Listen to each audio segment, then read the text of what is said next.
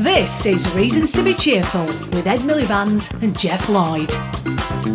Hello, Cheeky. Hello, you. I've taken to calling you Cheeky for no good reason when you call me.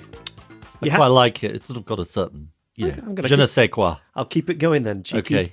How have you managed with the beast from the east? Oh, this weather is a nightmare. Oh, isn't it nice? Look out the window. Look at everything's covered in snow. Doesn't it look pretty? I mean, we're recording this on the Thursday. Hopefully by Monday, this will all be a sort of distant dream. Bah humbug. You like it, do you? I do, and don't you like the fact that the weather has got a name, the beast from the east?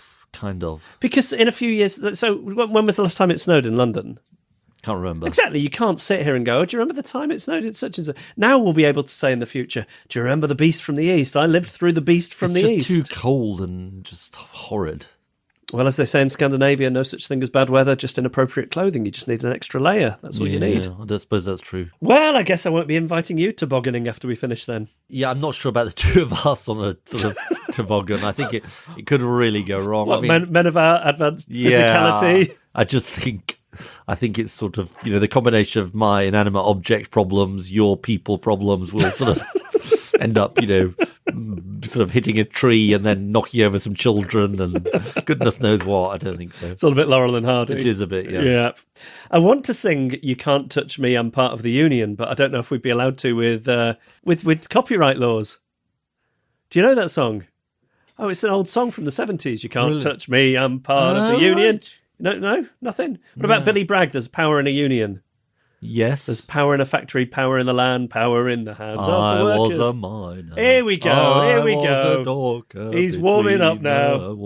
Here we go. But the reason I mention all this is we're talking unions this week. Yes, we're talking unions.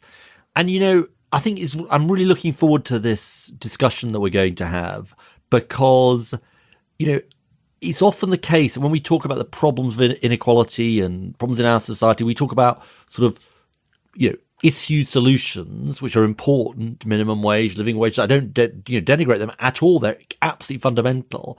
But there's, if you like, a more overarching issue of power and who has power in the workplace. And such an establishment institution as the International Monetary Fund the IMF did some research in the last couple of years where they said that weaker unions had led to greater inequality. Maybe you'd expect that. But also there was a direct link between weaker unions and top people having more money. In other words, they were able to scoop more of the rewards because average working people were weakly represented, didn't have unions, and weren't able to, enjoy the rewards themselves. And is part of that if you've got strong unions, one of the things that goes up is productivity, and then with productivity, profits go up as well. Partly that, but also pay. Who gets the proceeds? Who gets the when money is generated in companies? Who gets the money? Is it just the top, or is it other people? So there's obviously a massive issue about inequality. And the weakness of unions. And we've seen a big weakening of unions across Britain, America, and some other industrialized countries over the last 20, 30 years. There's a big issue about risk. The way I think about this is the old sort of post-war bargain was that sort of risk was shared. So, the government took some risk. So if you got made unemployed, you got a decent, income to support you. Employers took some risk to sort of gave you some security of contract, and the employee took some risk as well. Now all the risk is being loaded onto employees. Right. You sort of feel very vulnerable. You don't have worker protection. You don't have a union to protect you. So who bears risk, I think, is a big question in the modern economy, and just the general powerlessness of people if they don't have representation. And we see this in the new economy with, some of the new companies like Deliveroo or Uber or others. So I think it's really, really sort of pressing issue and what can be done? Can anything be done? So how do you deal with the thing? I guess part of it is like unions. To a lot of people, they seem like a thing from a bygone era. There's been maybe a throwback to some people. Yeah, they do seem like that, and I guess the press for years have portrayed them that way, and the unions don't have the amount of power that they used to, and people point the fingers at the unions for some of the things. And maybe some unions aren't doing enough to reach out. I mean, it's one of the things we've got to discuss. Is there more they could be doing to reach out? What could government be doing? It's weird. It's like a dirty word to some people. Like I remember, you got accused of being in the pocket of the unions, like the unions are this sinister thing. I know. I know. But so it's a really important and timely discussion. And we are joined by comedian Jake Yap, who's so funny. You might know him from Charlie Brooker's Screen Wipe and Weekly Wipe. He used to be on that quite often. He's done a ton of radio stuff. He's really funny, and he'll be coming along to pitch ideas which could be potential reasons to be cheerful. And what's yours? What's mine? I've got a Saturday job. I am on Saturday mornings for the next little while doing an interview series for a radio station. Now, the radio station is called Union Jack Radio, which you might hear and think, oh, God, that's a bit Brexity. Or you might think, yeah, that's a bit Brexity. It's not Brexity. It's sort of British music and comedy. And I'm doing a show called Hometown Glory, in which I get comedians to take me on a trip down memory lane around the places they grew up. We use Google Maps, and they will show me their old school, and they'll show me their old house. Sounds and great. Tell me stories. So, yeah, I'm looking forward to that. Matt Ford is the first one, who's a very funny political comedian. Yes, and I just did a podcast. Well, this is why I mentioned it. You were on his show last night. Yeah. How did that go? It went really well, I think. He does an impression of you. Did he do it in front of you? Did. It was, he was, he was nice. What did you think of his impersonation, though? Quite good. Quite good. And I hear whispers that you... I did one of Tony Blair. I didn't know you could do that. No, Jeff, come on. Of course I can. I spent a long time around him, and, I think we've got to just done the rest of it and sort of, treat this with the seriousness it deserves. You spent a lot of time around Gordon Brown, though. Can you do him? Oh, Jeff. We got a problem. Oh, I can't do him as well. So that's my reason to be cheerful. What's yours? So my reason to be cheerful is about what's been happening in America and the debate about guns. And out of a tragic situation, the number of gun deaths in America, and a specific horrific thing that happened in Florida at Marjorie Stoneman Douglas High School a couple of weeks back, where 17 people, including students, were killed by an ex student. And something very, very extraordinary has happened, which is the normal course of events is that these things happen in America, nothing happens, nothing changes. And thanks to the incredible eloquence and courage, I think, of the students at the high school, they've started this movement led by students on the basis that the politicians have been completely useless and, have done nothing. And things are starting to move. So public opinion has moved. So after the terrible Las Vegas shooting, in which more than 50 people were killed, that was last October, only 53% of Americans said that gun laws should be tightened. Now 70% say that gun laws should be tightened. And just in the last few days, two of the nation's leading gun sellers, Walmart and Dick's Sporting Goods, have said they're going to limit their sale of firearms. They're going to stop selling guns to anyone under the age of 21. Now, this may seem like pretty bloody basic to us, but in America, there hasn't been new gun legislation, I think, for 20 years. And the man who runs Dick's Sporting Goods, Edward Stack, the 63-year-old chief executive, whose father founded the store, said, what happened in Parkland, that's where the school is. We were so disturbed and upset. We love these kids and their rallying cry. Enough is enough. It got to us. And this is, I think there's something extraordinary about this, which is Barack Obama tried to do something about this. Bill Clinton tried to do something about this, briefly was able to, but then obviously left office. But, where they didn't properly succeed, these kids are starting, and I emphasize starting, to make a difference. I take it with absolute heaps of salt, but even Donald Trump, so aware is he of the media cycle and the fact that the media cycle is still on this issue, he's even starting to make noises about wanting to do something. And so out of a terrible tragedy, I think, these young people are showing, that things can change. Reasons to be cheerful with Ed Miliband and Jeff Lloyd. So with us, we have Antonia Bantz, Head of Campaigns and Communications at the TUC, Nat Wally, Executive Director of the Organise platform, and Joe Dromey, Senior Research Fellow at the IPPR. Hello, everyone. Hi there. Hello. Joe, can you tell me what the IPPR is? We're the Institute for Public Policy Research. We're a progressive think tank. So let's talk about unions. Can we talk about the nature of the problem that unions face today? And probably, Antonia, you're the good person to start on this one. Well, Trade unions, we've been around for about 2 centuries now. We were forged mainly in the white heat of the Industrial Revolution back in the middle of the 19th century. And what we existed for then and exist for now is to bring together groups of workers because working together as a group, the workers can balance the power of the boss over their lives at work.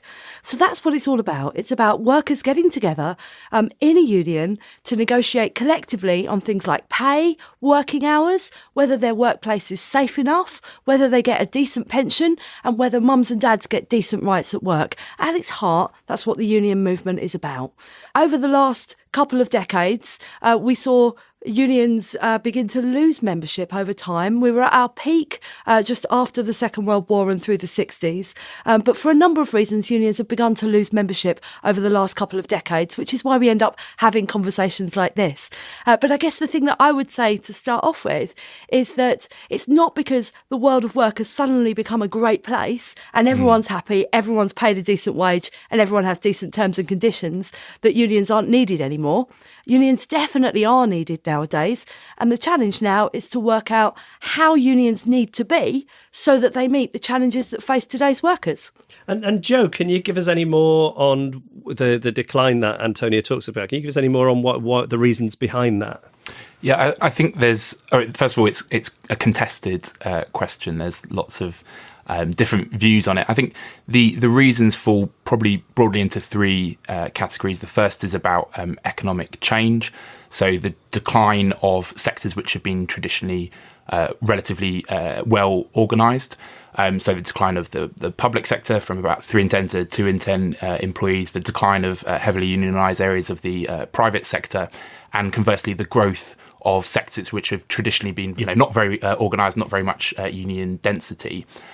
The other factor people point to is about kind of changing attitudes, changing kind of social norms.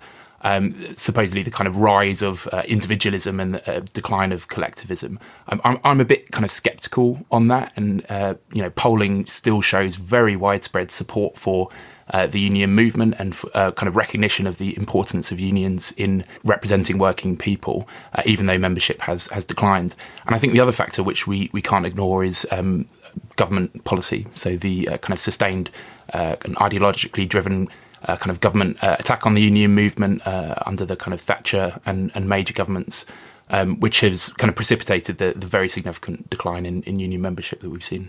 And Nat, the organised platform, can you explain what that is and how that plays a part in this? Sure. So I founded Organise less than a year ago, and we're a digital platform that helps people join together to take action in their workplaces. So we do 3 core things. One, we give people the tools to take collective action. We help them build a network, and we give them the confidence to kind of take those actions and build power in their workplaces. So when Joe talks about changing social attitudes, and you sometimes hear unions talked about as if they belong in the past, that's certainly not your experience. Well, absolutely not. And I think what's really interesting is we've got so many tools available now that those sort of founders of the trade union movement 200 years ago would have killed for. So things like WhatsApp and Facebook, it's never been easier to talk to people in real time across industries, across sectors, and unions need to be taking advantage of those to help people take action in real time and share the information they have collectively to yield power. As part of this sort of problem challenge, and obviously the problem challenge is very big, how much is there a problem of relevance, particularly for younger workers in terms of unions? I mean, how much do people just sort of think, unions, that's irrelevant to me? Almost like it's become like those Thatcher years or something made it a dirty word. Yeah, and it's just not in the sort of bloodstream. There's an age gap of people who remember the sort of the 70s and 80s have a certain perception of unions. People who don't really have a view at all. So they don't have a negative perception of unions. They just don't know what unions do. So there's a huge opportunity for the union movement to re-engage these people because they're primed for the taking. They understand collective power.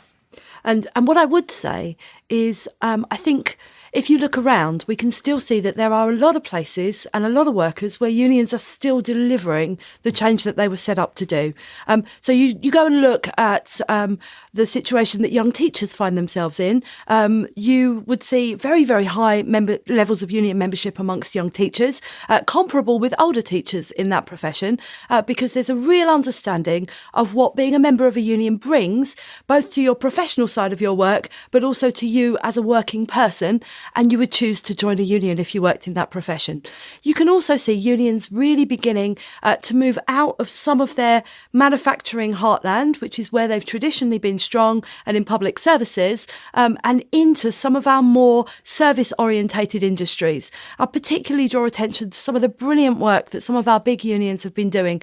Unite, for example, in places like Sports Direct, a huge warehouse up there in Shirebrook, full of migrant workers on terrible agency contracts without guaranteed hours of work, where you had things going on like ambulances being called because someone had given birth in the loos at their workplace because they were too frightened to take time off.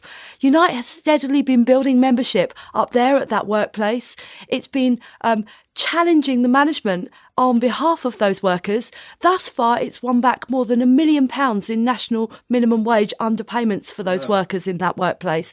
And it's dragged the head of that company up to Parliament to account for himself. Now, I'm not saying everything's brilliant in that workplace yet, but they are putting on members.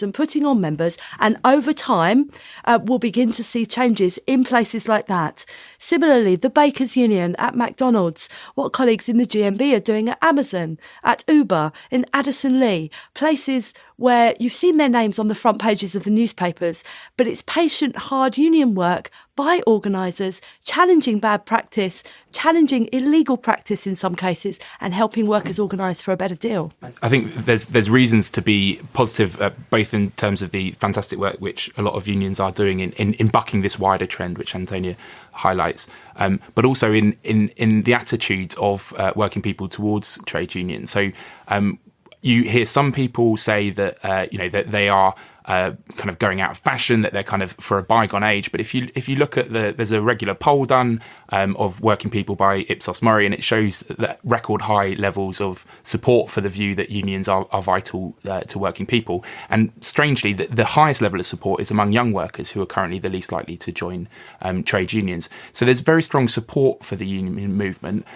suggests a kind of rich potential for unions to recruit these workers. But it's just about that challenge of convincing working people in these sectors, which are traditionally very poorly organised, about why it's of benefit for an individual to join a trade union. But there's lots of good work going on in this area, particularly the stuff Antonia's doing at TEC, and lots of potential.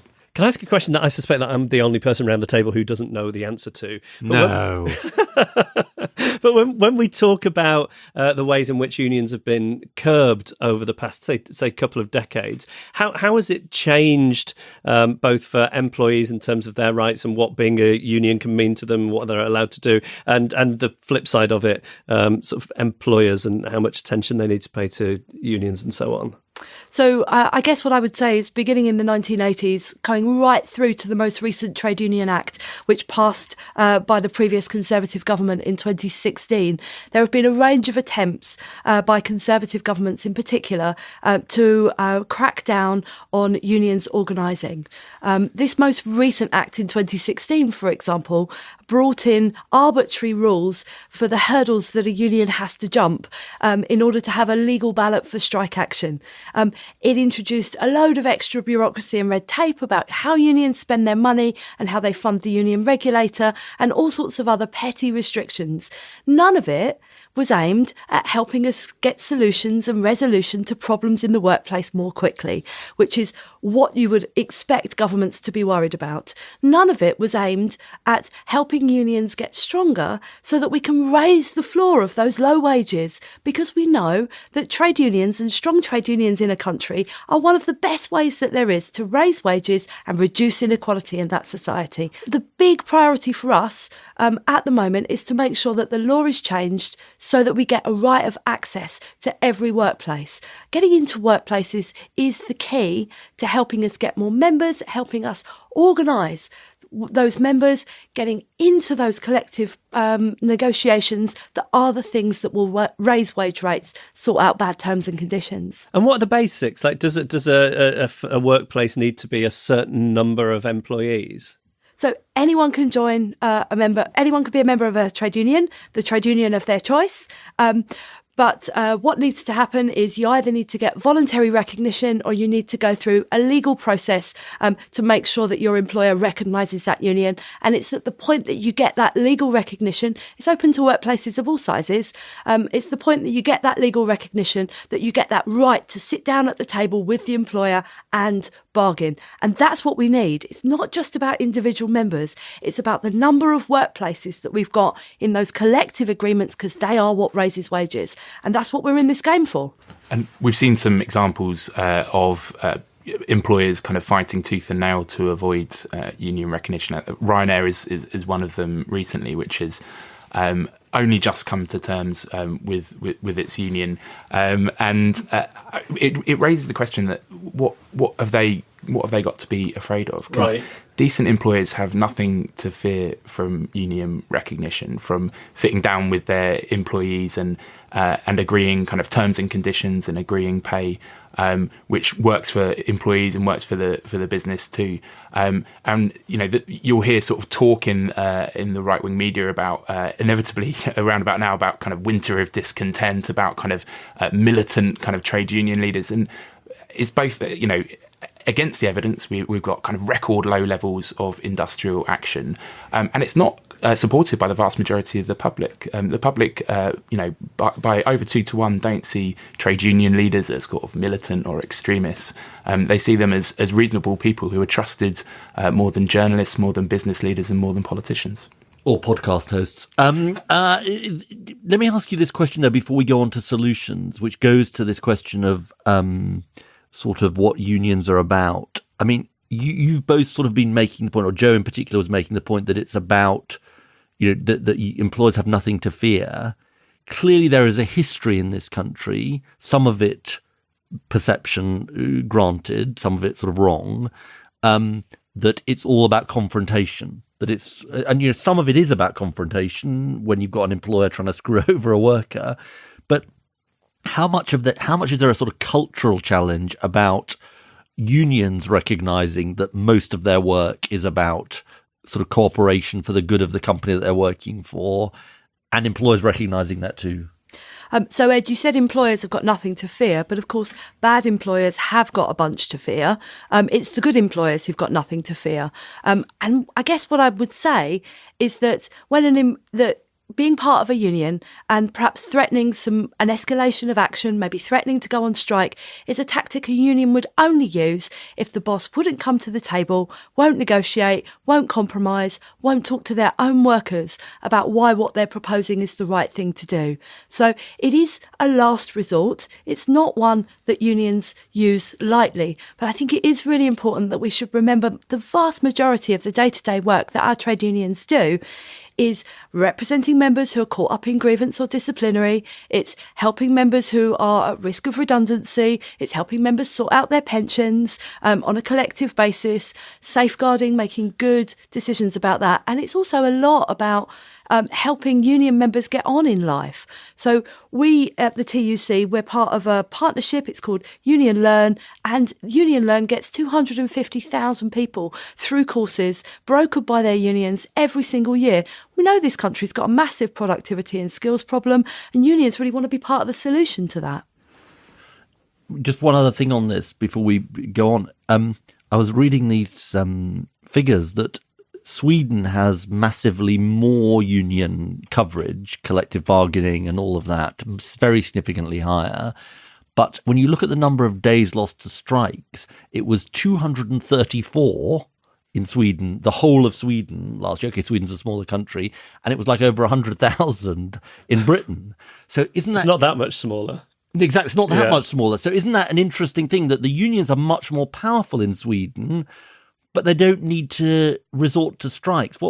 How does one understand that? Well, I was recently speaking to a Swedish trade union who were expressing concern about the decline of union membership in Sweden, and I asked what it had reached, and I think it was they said about 70%. And what is it here? 25 here. Yeah, and at which point I almost fell off my chair. The idea about being concerned about that level of union membership was interesting, coming from where we're coming from.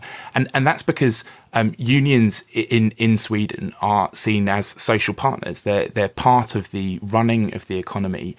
They're involved in the important labour market institutions. They work on a kind of firm level with employers on addressing issues like training, on productivity, on workplace change. And they are kind of seen as and act as responsible partners in improving conditions for working people.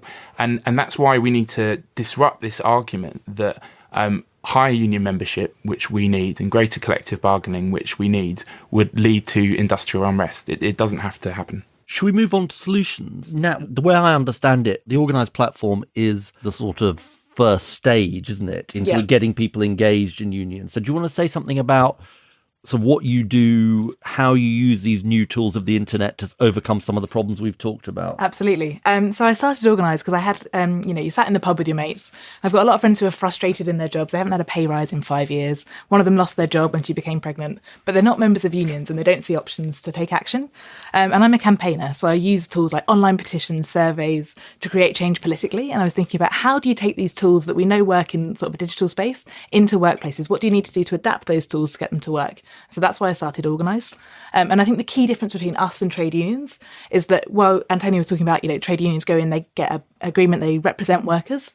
Organise is a set of tools to help people represent themselves. So we're not, and you're always going to need, representation in work. So we're never going to replace unions in that sense.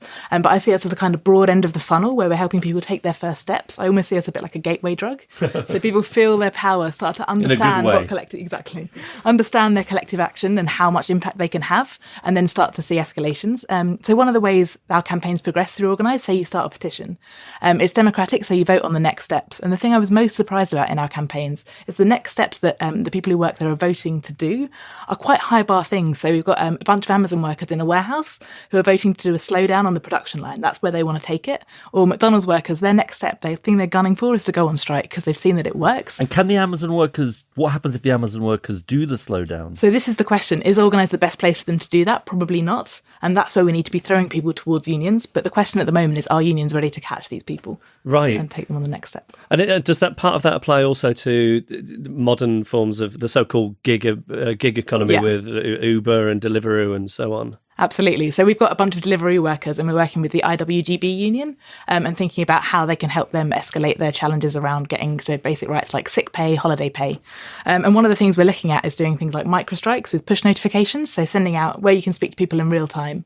You can, using those tools, talk immediately and say, right, for the next half an hour, everyone signs out of Deliveroo.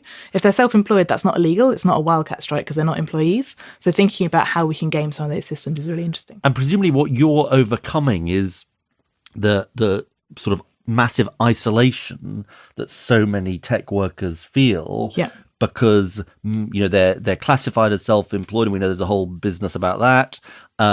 They're not in a big sort of industrial space where there's automatically a union like there would have been 50 years ago. And so presumably that is a very isolating, atomizing experience. I think particularly where, if you're not speaking to your colleagues around the water cooler or whatever it is anymore, you can feel like the problems you have are on your own, and the power of joining the network, signing a petition, you're then, in a bunch with like 2,000 other people, being able to aggregate and share your experiences, you can then spot patterns and then use that data to advocate for change. I think that's where it gets really powerful.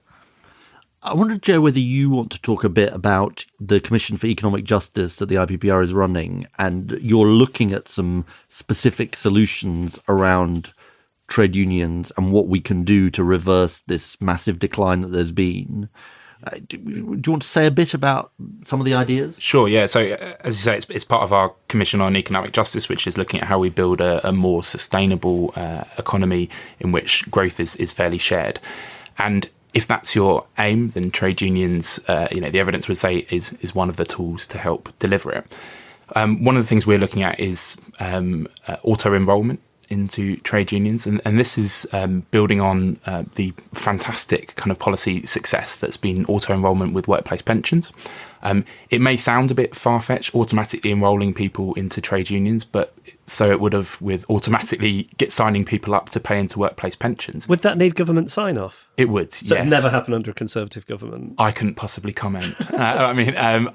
We will be making arguments to the current government that if they want higher productivity, if they want higher pay, if they want a more skilled workforce, then trade unions are their partners, not their And there not are their Conservative enemies. voices, to be fair, There are who indeed, recognise this. I mean, they're a bit isolated, but some of them do recognise it. They are indeed. Robert Halfon is one in particular who's got a long history of sort of interest in the union movement. Let's say a bit more about how it would work. So for the pension, correct me if I'm wrong, you're sort of automatically enrolled in a pension unless you opt out of it. Yeah. And your employer has to take the necessary steps to contribute to your pension and so on. So what's the parallel here? So it would work exactly the same. I should say it's just one of the things that we're looking Sure. at, and it would obviously need to be trialled, and it may not be appropriate for all areas of the workforce.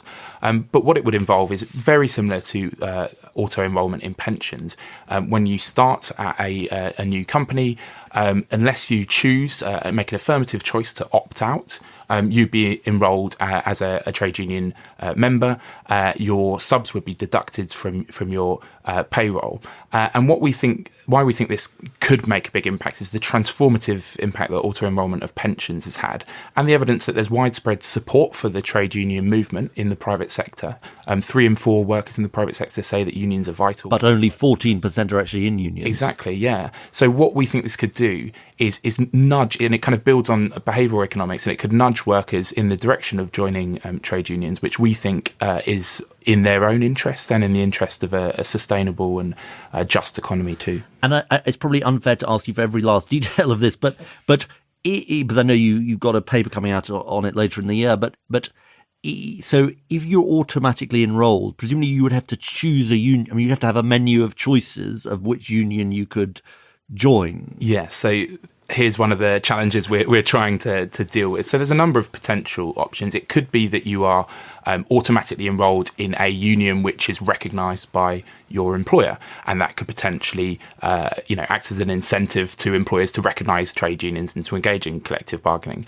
It could be that you're given a kind of menu of different unions that you could join. So my partner's a teacher, and they could be given the option of joining NASUWT or the National Education Union with a kind of short blurb on a short kind of pitch from each about why you should join. Or potentially, and we should probably also check this with the TUC. Now's the moment to do it. Potentially, so the Fabians have recently done a report where they recommended the TUC could be like a clearinghouse for people joining the union movement. So potentially it could be via the TUC and then onto a sort of a union in the industry. So, Joe, there was something that was in place until the 1980s called the closed shop, which meant that if you went into a particular workplace, you were forced into joining a particular union, as I understand it. Just explain to us the difference between auto-enrolment and that. So the fundamental difference between auto-enrolment and a closed shop is that workers would still have a right to not be a trade union member. So we're not by any means suggesting that everyone within a certain employer would have to be a union member, but it just changes the default from the current, which is non-membership, to being a member, unless a worker chooses to opt out. It's worked absolutely fantastically with workplace pensions. We've seen participation go up 37 percentage points. It's one of the real success stories of policy recently. Obviously, there's things that would have to be worked out about how it would work in practice, and you would want workers joining the union of their choice rather than one which is selected by the boss. We're coming from the point of view that we are concerned about the decline of trade union membership, and we believe that the state should be concerned about the decline of trade union membership. We know that workers support trade unions and recognise that they're important for representing workers' interests, but we know that membership in the private sector has fallen by 2/3 and continues to fall. So we think something needs to be done about it. I think there's a fantastic amount of innovation in the union movement, kind of looking at changing the offer to members, but we think that there's not a level playing field at the moment, and one one of the options that we think we should look at is auto-enrolment. And Antonia, tell us what you think. Don't feel you've got to sort of give us a TUC position, because I know the TUC is probably thinking about these issues. But tell us, Antonia, what you think could make a difference. So there's a bunch of stuff that could make a difference. What the TUC would like to see, we've got a couple of ideas. So one of the things that will be really, really good is to think about sector collective bargaining. What that means is all the employees in a particular sector, their union representatives, their employers and the government come together and negotiate a set of terms and conditions, wages and a skills development offer that meets the challenges of that sector of the economy. It could work for perhaps, say, retail, a bit of the economy where there's high turnover of staff, lots and lots of small shops, so it's very, very hard to organise them into a union. You then make what that group of three, the unions representing the workers, the bosses and the government, they come to a view on what the wage rates should be, what the terms and conditions should be, what the skills offer, and you then make that mandatory on all employers in that sector. That would be a really good way to get past some of the challenges that we see in very atomised workplaces, full of 0 hours contracts, full of underpayment of the national minimum wage, where workers really struggle to get a voice. That's the sort of thing that we will be interested in exploring. It was in the Labour manifesto in 2017, and we've been thinking about how you might make that real. And do you think that can work? What would you say to the challenge of those who say that can't work in the modern economy because it's too... that might have worked in the old-fashioned world of, in big industry and so on, but it's too atomized, it's too split up. I think precisely because it's atomised and split up, we need to think about how we create solutions like that to take account of the way the economy works now.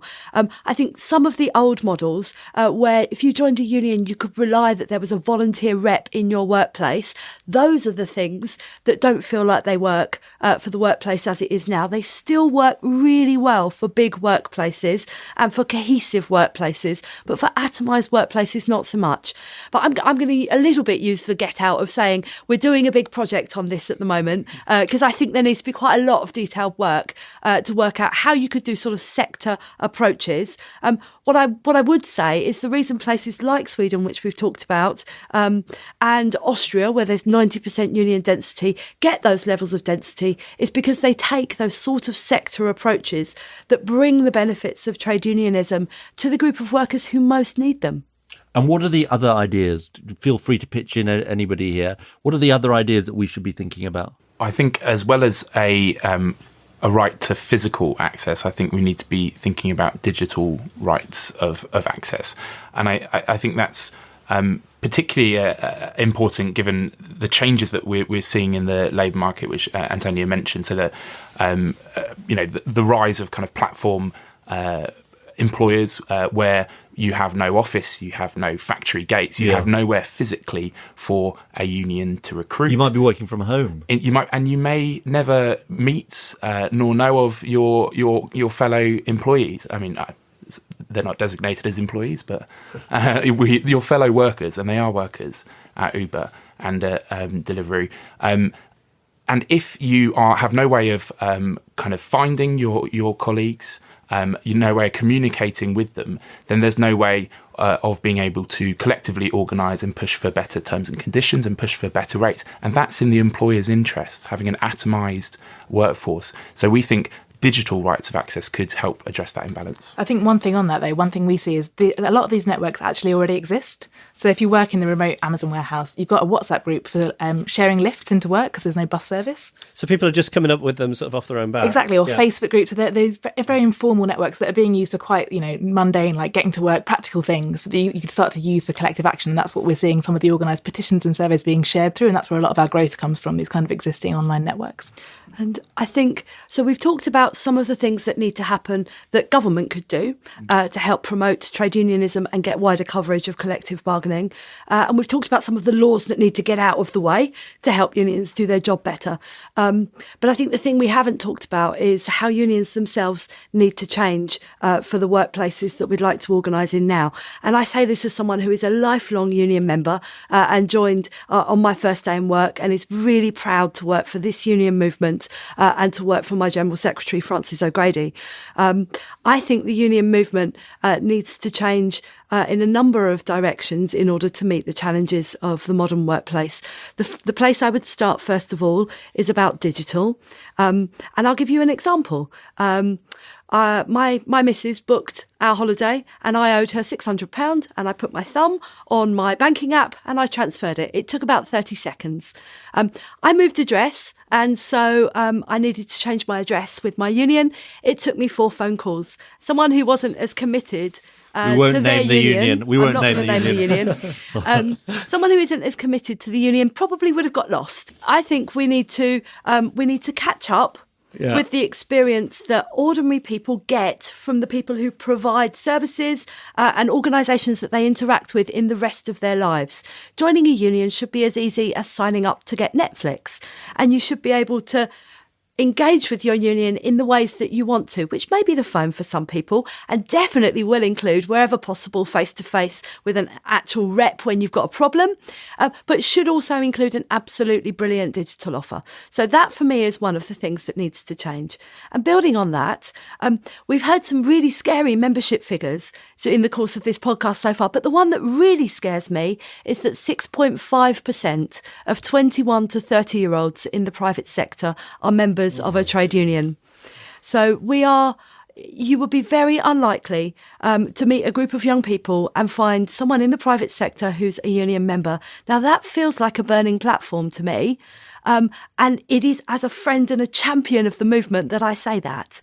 And that's why over at the TUC, one of the things we've started to do is to build an innovation programme to help create a model of trade unionism that works for those 20-somethings who are working in the private sector on low to medium wages. They basically work in retail, hospitality and social care, so we know where they are.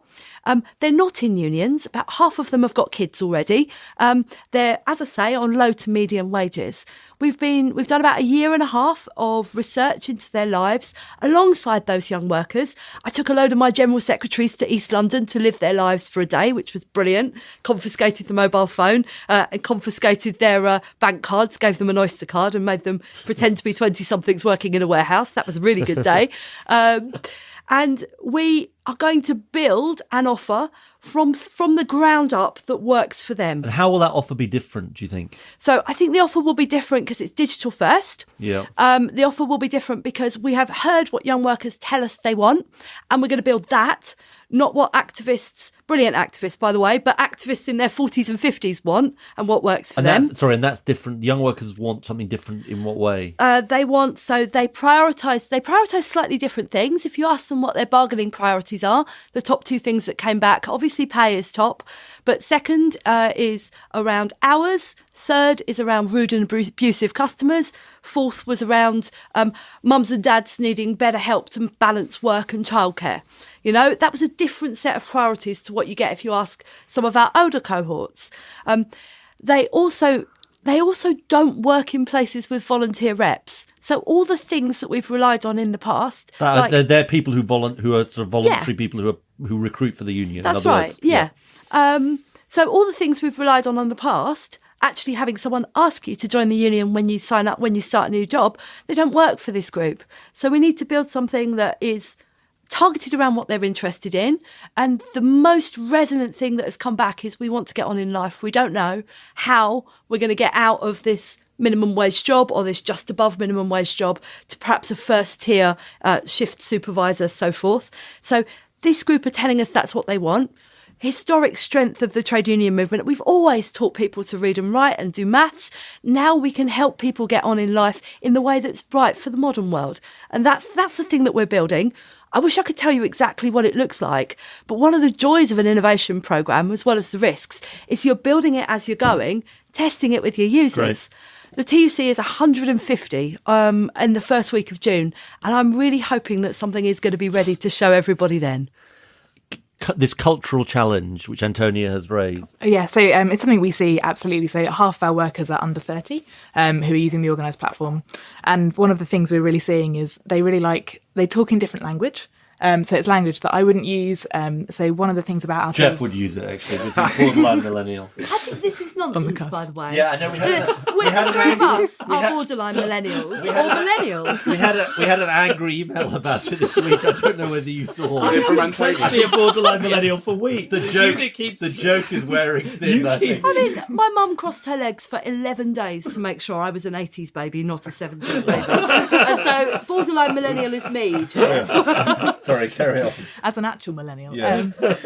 So the key thing is speaking in Jeff's language, and the surveys they build to collect the experiences of their colleagues are in their language. So we had a campaign at River Island, which was retail workers, mainly under 25. What I would have called it is a flexible working campaign. They called it Let Us Swap Our Shifts. And because it was in their language, you get a lot more people flocking into it. And I think that's a really key thing for the union movement to take on board is the language they're using needs to be led by the workers themselves.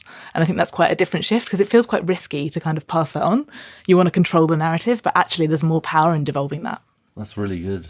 And I think, the work, this kind of innovation work, the reason I think that's so important is because beyond the kind of overall numbers, which are frightening enough as they are, lie the fact that the people who could most benefit from being a member of a union and having the protection that entails are currently least likely to be members. So if you're low paid, you're less likely to be a union member. If you've got low levels of qualifications, you're less likely to be a union member. If you're in a low paid industry, or if you're in an industry or occupation that's more vulnerable to automation, you're less likely to be a union member. And so there needs to be, we think that there needs to be a kind of a shift in the balance of power and a leveling of the playing field to help unions organise and represent workers.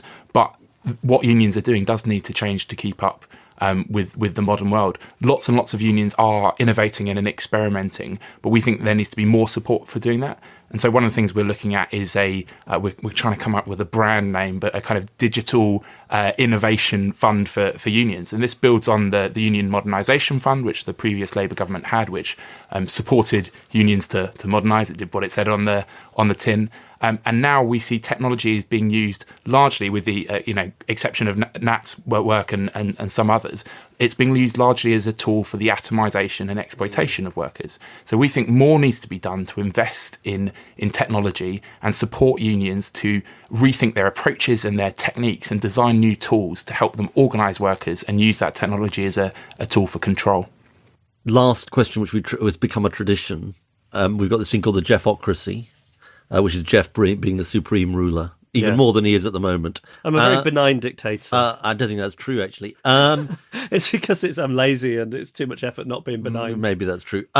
So you're appointed to head the new Ministry of Labour in the Jeffocracy.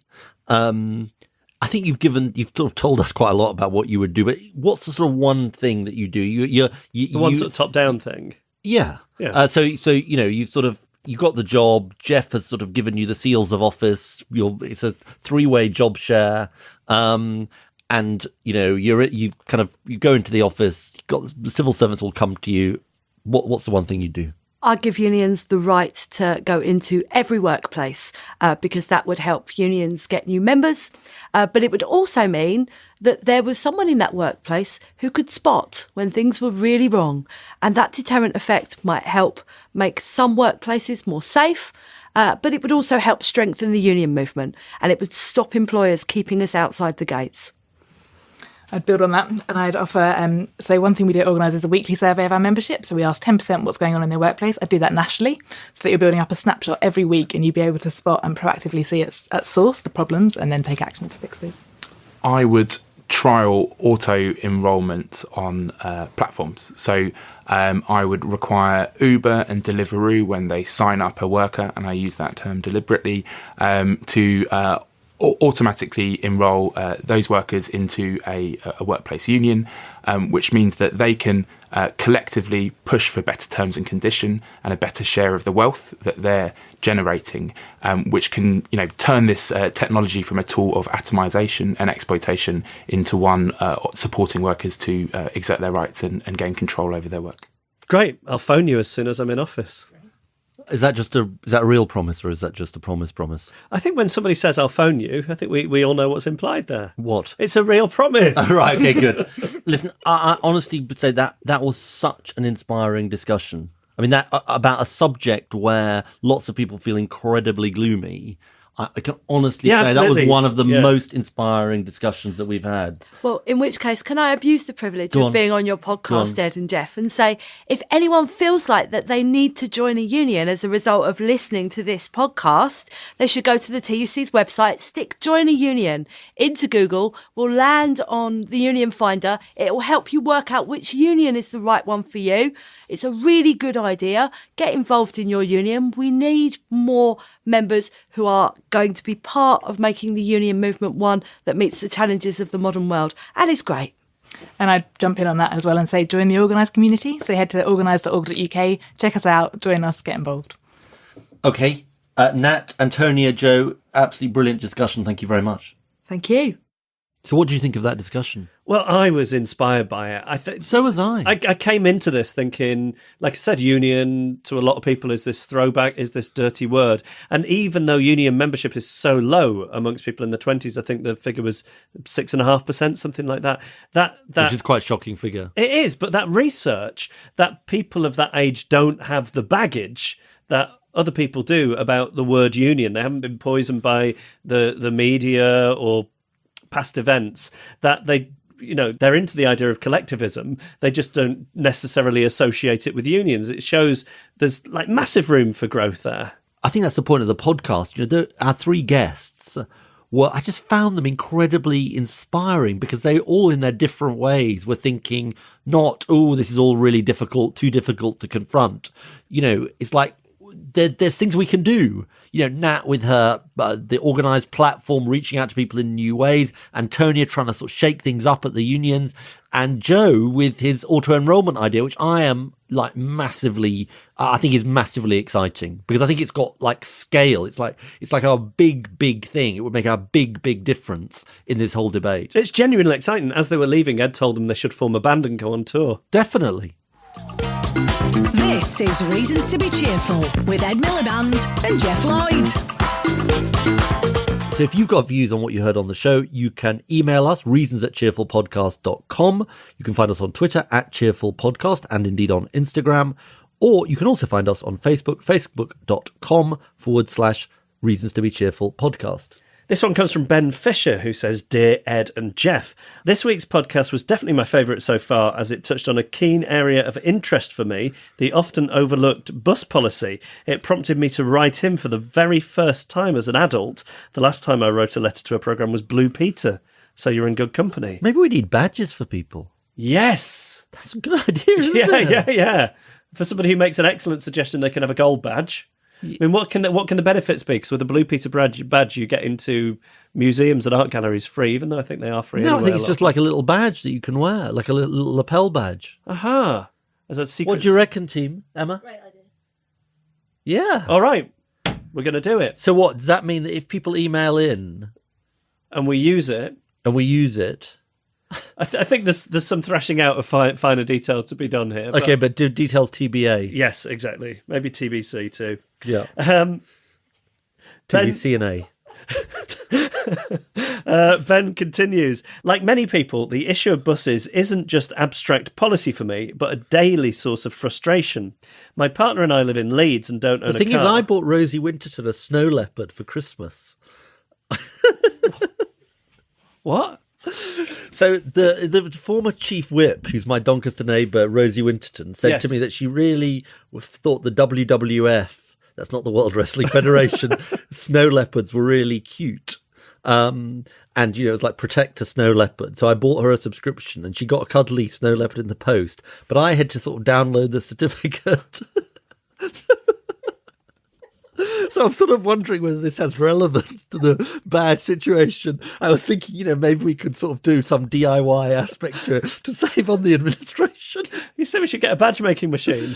Well, no, it's just I'm some thinking, felt tips. Would we have to have a self-addressed envelope? There's kind of quite a lot of complexity, obviously. So it's sort of... This is why I said we need to thrash out the details. I then move on to Ben's email, and all of a sudden I can hear you wittering on about a snow leopard. Poor Ben. It's the first time he's written to a programme since Blue let's go back Peter. to back to Ben. So all of the issues you highlighted this week resonated so well. Our day-to-day travel frustrations. Buses to work are extremely unreliable, whilst coming back any time after 6 p.m. risks random cancellations and even more erratic timetables. But our only other options are taxis or an hour or more's walk each way, despite the bus stops being equidistant from our house. The price of a single with the same company ranges wildly from £1.80 to £3 for essentially the same trip. Hardly a good situation for encouraging more people to take public transport, and yet the biggest investment Leeds is getting from the government is HS2, which is all but useless for the majority of residents like me living our lives day to day within the city. Yep, it's a really important email. In case you wondered, I didn't download the certificate for Rosie Winchton, and she got the cuddly toy in the post, the snow leopard, and she thought it was just some free random gift of cuddly toy, so she gave it away to her niece or nephew. And so then I said to her, "What, did you get a snow leopard for Christmas?" And she said, "Yes, I thought everyone got one." So I had to explain that everyone hadn't got one, and I had bought the bloody snow leopard. I can't quite work out whether all's well that ends well in that story It or isn't. not. She now knows that I did buy her a snow leopard. Right. Back to buses. The next one comes from Liam Dodd, not about snow leopards, about the publicly owned bus services. Hi, Ed and Jeff. I just finished listening to the latest podcast about public transport services, and as someone who's lived in continental Europe since 2014, I have to agree with the sentiments supporting public or city ownership. I was in Paris for 3 years, which is similar to London, with RATP owning the entire bus, metro and tram network. For a city its size, it is common for Europe, but with the additional benefits of rail connections outside of Paris being owned by the state SNCF, it made it even more convenient. I've since become moving myself across to Austria, spending a lot of time in Linz, a city in Upper Austria with a population of 270,000, about the same as Derby. For its size, it has an amazing public transport system, which is owned by the city holding firm Linz AG. It runs 4 trams, 24 bus lines, and the Postling Bergbahn, which is the mountain tram, and a series of trolley buses. The more time spent in Austria, the more unnecessary a car seems, and I'm borderline car nut with an almost obsessive interest in Formula One and motorsports. Thank you for taking the time to read this message, and thank you for your work on the podcast. I think there's a point there about Europe, that the rest of Europe just does a lot better than us, lots of places. And I think a few people made this point on social media. People made the point about Edinburgh. We'll give a shout out to that, about Reading, and also about the rest, that we should look at what's happening in the rest of Europe. And before we move on from buses, can I just say thank you to everybody who on social media made a mock-up of what Ed and myself would look like as the cast of On the Buses. Oh, did they? Yeah, we had some good ones. Really? I didn't see that. So for next week's Photoshop project, I'd like to see Ed riding on the back of a snow leopard to Rosie Winston's house. Excellent. That's the challenge. Now, the next one is about you, comrade. Okay. It comes from James Lloyd. Dear Jeff, and right on Ed. Subject, Jeff is not a borderline millennial. Borderline is in brackets. I really hope that Jeff can be weaned off his obsession about being a more borderline millennial. Both Jeff and Ed are very much Generation X, early to mid-60s to the early 1980s, Wikipedia. Just like myself, born 1986, and my wife, born 1990, really rubbing it in, he is, are both very much millennials. I prefer the term Gen Y. Being trans age is not a recognised thing. But it should be. So please, Jeff, stop trying to hijack the struggles of Gen Y for yourself. After all, watching Seinfeld is not much of a millennial thing to do, although a few outliers, I'm sure, do. You are just not one of them. Otherwise, a big fan of the podcast. Keep up the interesting discussions with experts from around the world. I recently moved to Perth, Australia, so please add that to your list of international tour dates. All the best, James. P.S. I am aware of how ridiculous the artificial constructions of generations are, although I have been convinced of these categories having some meaning to researchers. But if you're going to reinforce this mostly arbitrary categorization, please get it right. Dr. James P.B. Lloyd. Well, I want to see. Is he a relative? I want to see his doctorate. I want to see a certificate. Is he a relative? And if he is a doctor, I've got several ailments that I'd like to ask him I about. bet you do. No relation. No. No. But I think we should make it clear for the record that it's a sort of a bit of witty repartee, isn't it? Really, this borderline millennial Just thing. a little ongoing thing. It's a little ongoing. I mean, sort of- the best jokes I just a find sort are of- the ones you have to explain. yeah. It's that they're It's a just joke. about a bit of a sort of frisson of Yeah. age resentment. Yeah. I'm a bit older, Yeah. etc. Yeah. I've got a thing about you. I'm Yeah. hurtling towards 50. You're like a long way away from 50. Hurtling towards 45. Yeah, exactly. So Yeah. it's sort of just a bit of a. And not just that. It's badinage, yeah. It is badinage, and not just that. We've had borderline millennial merchandise made, and we just need to shift it Exactly. before we move on. Exactly. Email us reasons@cheerfulpodcast.com. Follow us on Twitter at Cheerful Podcast or search for our Facebook page, Reasons to be Cheerful Podcast. All right, here to pitch some ideas which could be potential reasons to be cheerful. We're joined by comedian Jake Yap. Hello. Hello. Hi. Thanks for having me. And you are the good work that we're doing here on the podcast. You are doing similar work elsewhere and improving the world. Constantly. I mean, sometimes in small ways, sometimes in a slightly self-indulgent way on Radio 4. I'm writing a series for them at the moment called Jake Yap Saves Humanity in 28 Minutes. I mean, it's small-scale stuff, like pop music. It's not exactly. Does humanity need saving from pop music? Yes. But yeah, you can get into it and you discover you can get angry about things. Like in pop music, did you know that there's like 1,000 pop songs at the moment that have this oh kind of motif and riff? Is it right? called the millennial yelp? It might be called that. Yes. I don't know. But it's the major fifth, major third. Oh. And they deliberately put it in pop songs solely so that you'll go, oh, that sounds familiar. I like this song. Wow. And it's kind of like fast food. It's like McDonald's. There you go. Everyone loves you. That's all you have to do. That's a very good millennial yelp. Thank you. Try it on the bus. Yeah, definitely. All right, Jake, so you brought in some ideas which potentially reasons to be cheerful. What's your first one? My first idea, and I think this is rad. This is fun. Rad. Is if That's the sort of word that you would use. I'm down with the kids. Rad Yap, we'll call you from Yeah. now on. I'm going to be Rad Miliband. Yeah, good.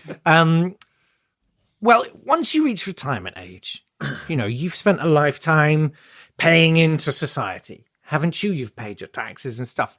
I think you should be allowed to have a little fun. I feel like if you've reached retirement age, it should be legal for you to take any drug you please. Just go hog wild. Have a great time. And in exchange for not voting for Brexit, basically. Yeah. Well, In other words, it's like you can have the drugs. Yeah. Well, Don't impose your views on the younger you generation. lose any eligibility to vote or drive, but you can do whatever drugs you want. Look, the NHS is in crisis.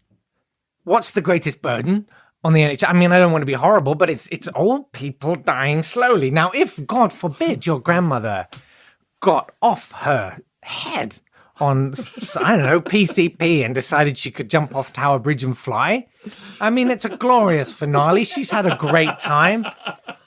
Not a bad idea, actually. I sort of buy this. Yeah, more or you less. do. Awesome. Basically, you get your bus pass, you get To your your free dealer. TV license, and you get the free drug laws. Sure, why not? Drug-laced Werther's Originals. Yeah, exactly. Yeah, all right. Well, Is that one in? Amazing. Yeah. Totally. I'm That was amazed easy. that got past. It's going to be a private members bill that I bring forward in the coming months. The House of Lords, they'd be all over that, wouldn't they? Exactly. Right? Self-interest. Yeah. what's, I have to declare an interest. I am the dealer for it. what's your next one?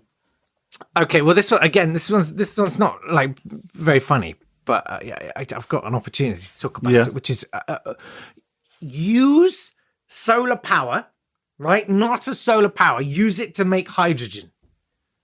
Like, I'm not a science person, but I'm pretty sure that all you do is you get a solar panel and stick the wires into a bucket of water and it splits the oxygen and the hydrogen, right? And then you catch it in a jar or something, obviously put the lid on, it's flammable. But, And what are we going to do with the hydrogen? right, Right. huff it. No, balloon. No, you can then burn it to generate electricity. Right? Now, I know what you're thinking. You're thinking, well, that's rather pointless. Why not just use the solar power, right?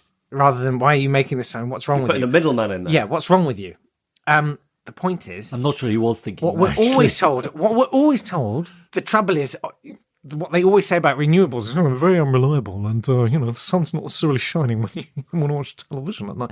No, so if you've got hydrogen, you can then burn it whenever you need it to meet demand. Is this like a version of batteries? It's a way of storing energy. Yes. So Absolutely. as former Environment Secretary, Yeah. And energy, yes. Yeah. are you Been waiting years. It's for the way outside the envelope of my expertise. I mean, like, I was lost in about the sort of third second of the explanation. what's your scientific background? None. But the point is, what I'm just thinking that if this seems this obvious to you, Yeah. why hasn't a scientist It's so way above your level of knowledge. or yours for that matter? And it's not like I was former Environment and Energy Exactly. Secretary or anything. I feel exposed in this conversation. I think it's got to be. I think we've got to send it out to the Okay, listeners, don't you think? let's send it out for scrutiny. Yeah. Okay. How exciting. All right. What do we got next? Issue a moratorium on the manufacturing of hair conditioner for at least 2 years, because you all have like 8 bottles of that. Like 8 half-full bottles. Every shower cubicle, there's like 8 half-full bottles. Hair conditioner. Conditioner. Not stuff you put into shape and style, Oh, sculpt right. and What's mold. wrong with that? I've got like 1, maybe 2 pots of product. Wax or sort of clay It's or a molding cream? Mousse? I don't know. Is it How a do you know all mousse? this? Oh, you don't know about solar hydrogen, but you know about hair products. There's a modern politician for you. So, but there's always conditioner, and I think I'm guilty of this. I buy conditioner and then I don't use it. I just use shampoo. And tell me right now, in your shower cubicle here, if you've got one, or by your bath, Yeah. how many bottles, half-empty bottles of conditioner are there? Deep existential question, I would say. What is the point of conditioner? Would you like me to go and count? Yeah, I would actually. I you. just, in the little Thank you. break, I have no bottles of conditioner because I don't use conditioner. That's amazing. You've got beautiful boyish hair. Thank you very much. What products? the product? Don't mind my asking. What products do you use? It's cream, not wax. Oh, it's or a creme. clay. Is it a Yeah. creme or a cream? I think it's probably a creme. A creme. Yes. And does it smell of anything? Can I? Nope. Oh, he's back. He's back. It's Okay. odorless. Odorless creme. That sounds horrific. It's 2. There you go. Your point is proven. 2. Yes. And do you use conditioner? I don't use conditioner. No. I'm just saying, let's use up what we've got before we make any more. Okay. It's Okay. good. It's a good philosophy for life. Thanks, mate.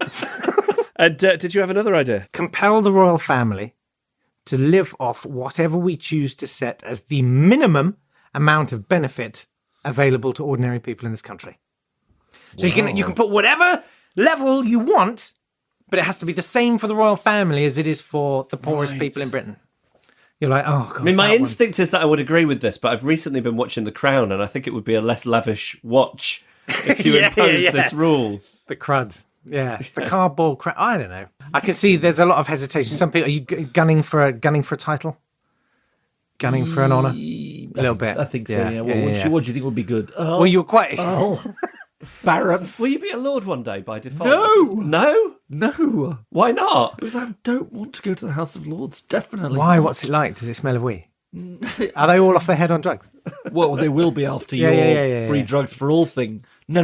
It's just I prefer the House of Commons. But you want to do that forever?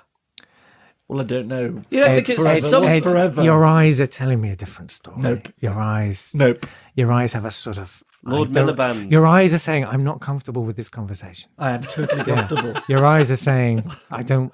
I'm looking you in the eye and saying, Your eyes are I'll saying, shake your hand and say, I will not Come go you- to the House of Lords. "Okay." Oh my God, he did. I shook hands with it. He had his fingers Definitely crossed, not. Nope. Nothing crossed. Really, you should take your clothes off Nope. if we're to know that nothing's Nope. crossed. No crossing. Okay. I'm sorry. I didn't mean to do all of this. I'd love to be a lord lording it about the place. Well, I think you can become the Lord. Yeah, okay. Who You do can we- just who buy do- a title, Who do we can't speak you? to? Baron Lloyd of Stoke Newington. Yeah, I'd take that. I mean, it is a very odd thing because when I was leader of the Labour Party, I used to give people peerages, you see. Oh yeah, of course. And it was the most extraordinary thing ringing people up. I mean, I remember ringing up Doreen Lawrence, who's an incredibly deserving Not one of the peer. fake ones. Not one of the fake Yeah, ones, yeah, yeah. and telling her about it. And she was slightly disbelieving of sort of. Did she think it was John Coulshaw or something? Well, I don't quite know what she thought, but she kind of she needed some time to think about what it all meant. Do you feel that anybody in your orbit when you were leader was angling for a peerage from you? That's a good Well, question. I had a strong sense of that when I did that interview with you in 2015. I could sort of glean. Yeah. It's when you kind of said to me at the end, I'd look good in ermine. Yeah. I'm also a lollipop lady twice a week. Serve you loyally. Yeah. Yeah. That sort of thing. Yeah, But apart apart from from you, that, no. then no, Yeah. not really.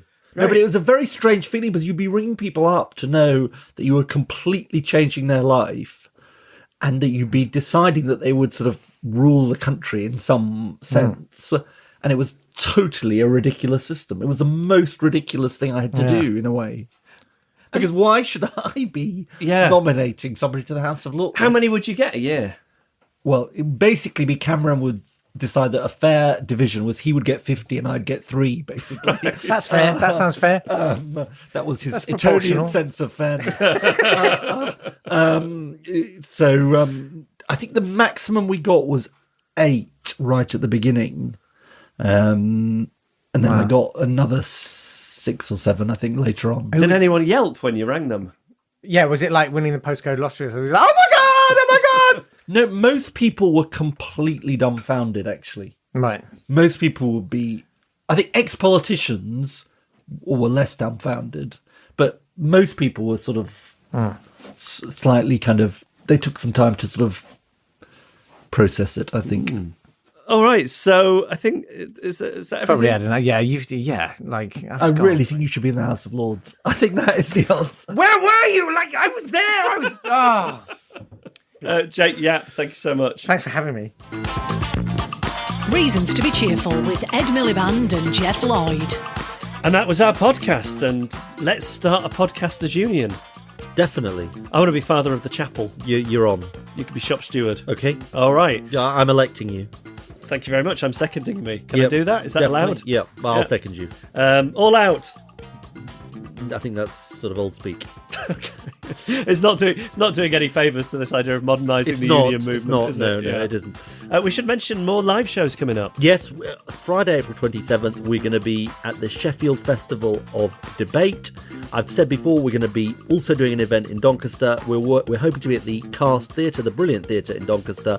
Hopefully, a date to be announced soon. And the same goes for the Edinburgh Fringe Festival. We're going to do, hopefully, 2 shows there on that first weekend. So if you are planning a trip to Edinburgh and you're thinking, I wonder if Reasons to be Cheerful is going to be there, we are, and it's going to be that first weekend. Great. Should we thank our guests? I'd like to thank Antonia Bantz, Head of Campaigns and Communication at the TUC, Nat Wally from the Organised Platform, and Joe Dromey from IPPR. And thanks to Jake Yap for being so great with his ideas for potential reasons to be cheerful. Emma Corsham produced our podcast with backup and research from Alex Feisprice and Lindsay Todd. Gail Lofthouse is our announcer. Ed Seed made our music. James Deacon did the idents, and Emily Power made our artwork. Right, we need to get out of here to get tobogganing before it goes dark. Yeah, we need to get out of town. As they used to say on Play School when we were young, it's time for us to go now. He's not been, and never has been, a borderline millennial. He's been the man who thinks a snow leopard is an appropriate Christmas present. And these have been Reasons to be Cheerful.